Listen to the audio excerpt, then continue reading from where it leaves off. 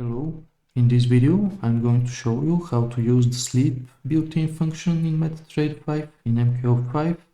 If we go to Meta Editor, I've developed a quick script which first prints starting execution, then sleeps for 3 seconds. You have to pass in milliseconds, so 3000 milliseconds are 3 seconds.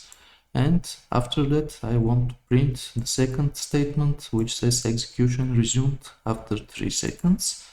Let me compile this code, go back to MetaTrader. Because we have print statements, I expect to see them here under the exports tab of the toolbox. Let me click this script.